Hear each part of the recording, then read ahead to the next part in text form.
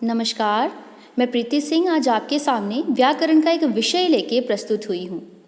तो इस विषय को जानने के लिए सबसे पहले आप इन चित्रों को देखिए।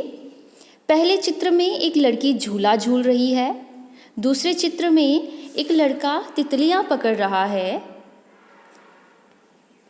आगे हमारे पास 4 और चित्र आते हैं, जहाँ पे पहले चित्र में कुछ बच्चे नाच रहे हैं, दूसरे चित्र में एक लड़की खेल रही है, तीसरे चित्र में कुछ बच्चे कहानी सुन रहे हैं और चौथे चित्र में 2 बच्चे आपस में बातचीत कर रहे हैं। तो यहाँ पे कुछ शब्द हमारे सामने उभर के आ रहे हैं।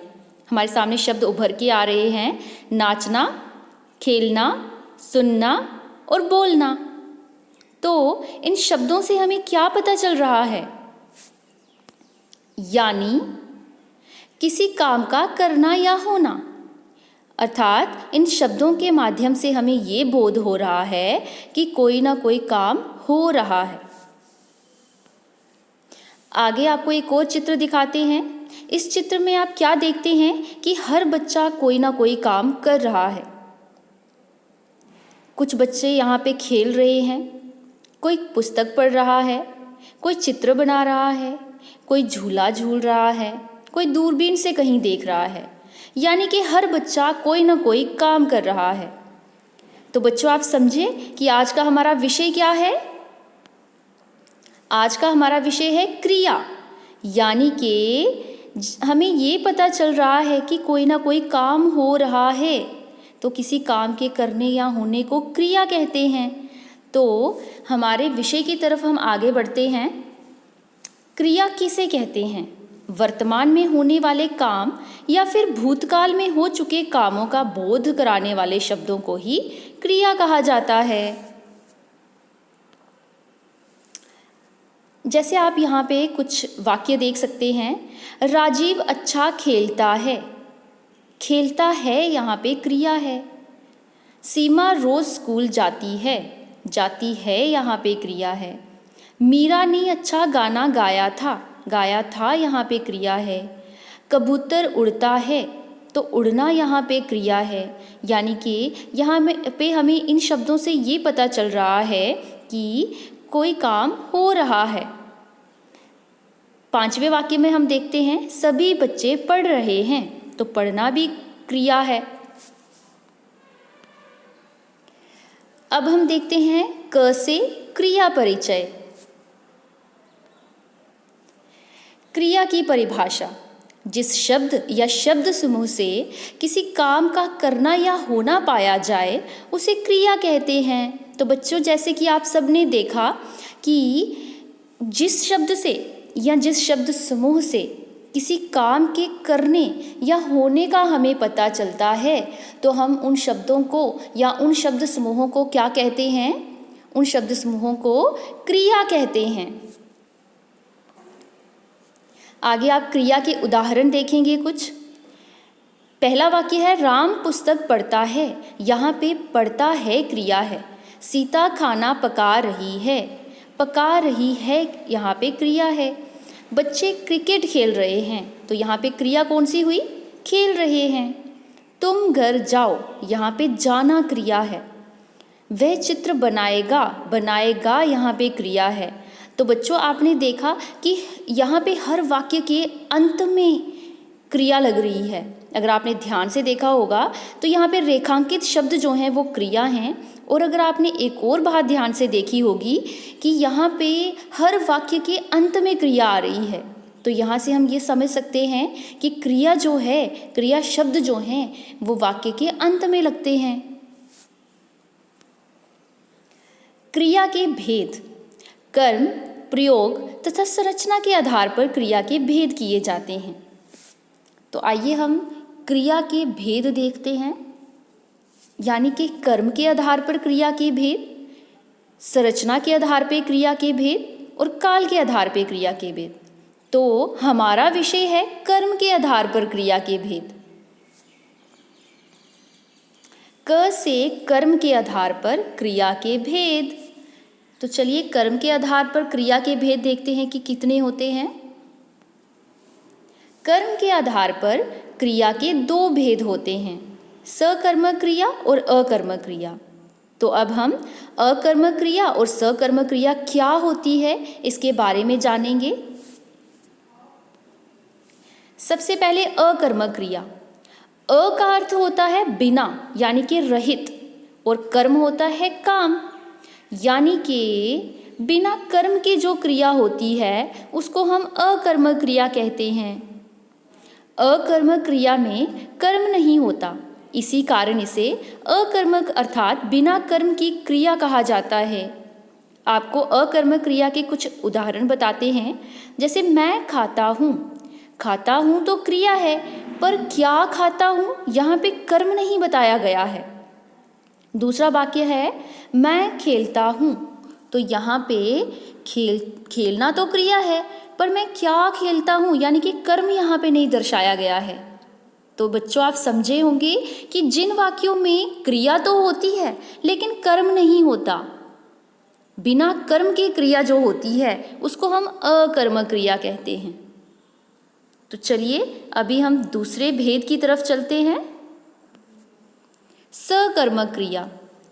तो बच्चों स का अर्थ होता है साथ और कर्म का अर्थ होता है काम, यानी कि कर्म के साथ जो क्रिया होती है उसको सकर्मक क्रिया कहा जाता है। सकर्मक क्रिया में कर्म साथ होता है, इसी कारण से इसे सकर्मक अर्थात कर्म के साथ क्रिया कहा जाता है। जैसे मैं खाना खाता हूँ, तो यहाँ पे खाता हूँ तो क्रिया है, लेकिन क्या खाता हूँ, खाना खाता हूँ, यानी कि यहाँ पे कर्म है। दूसरे वाक्य में है मैं शतरंज खेलता हूँ, खेलता हूँ क्रिया है, लेकिन शतरंज यहाँ पे कर्म हो रहा है, यानी कि इन दोनों वाक्यों में कर्म है, कर्म की प्रधानता है। तो इसलिए हमें यहाँ से ये पता चलता है कि ये सकर्मक क्रिया है।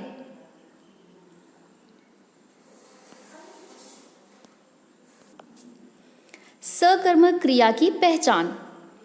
तो अभी हम देखते हैं कि सकर्मक क्रिया की पहचान हम कैसे करेंगे।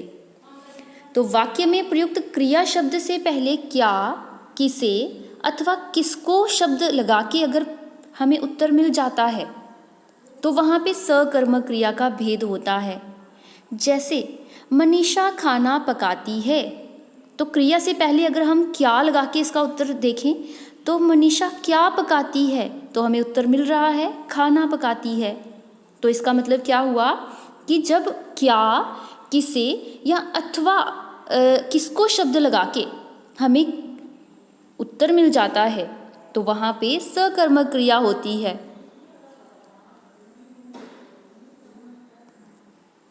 स से सकर्मक क्रिया के भेद। तो बच्चों जिस प्रकार क्रिया के भेद होते हैं उसी प्रकार सकर्मक क्रिया के भी आगे भेद होते हैं। तो हम देखते हैं सकर्मक क्रिया के भेद। सकर्मक क्रिया के दो भेद होते हैं, एक कर्मक क्रिया और द्विकर्मक क्रिया।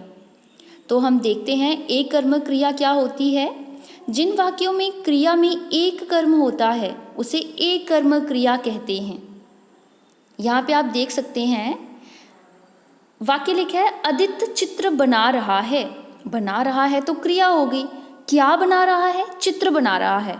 लेकिन यहाँ पे आपने एक और चीज़ देखी कि आपको सिर्फ क्या से ही उत्तर मिल रहा है, यानी कि सिर्फ एक ही काम हो रहा है चित्र बनाने का, तो इसलिए ये एक कर्मक क्रिया हुई।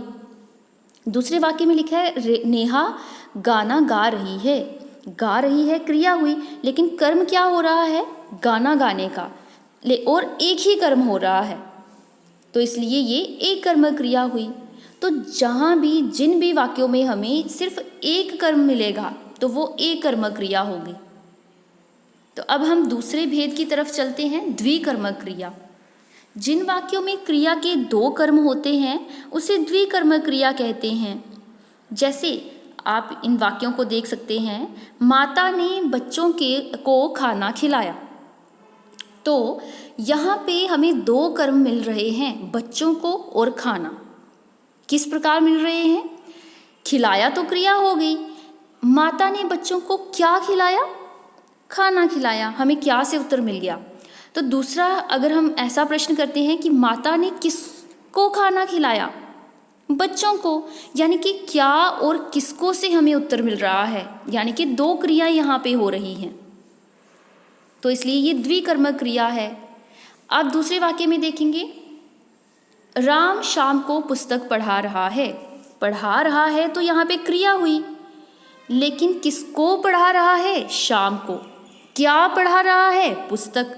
यानी कि यहाँ पे हमें दो चीज़ों से आंसर मिल रहे हैं, किसको और क्या से। तो यानी कि यहाँ पे दो कर्म हो रहे हैं। तो जहाँ पे भी दो कर्म हो रहे हों उस वाक्य को द्विकर्मक क्रिया कहा जाता है। तो मुझे उम्मीद है कि आपको ये दोनों समझ आ गए होंगे। अब हम आगे चलते हैं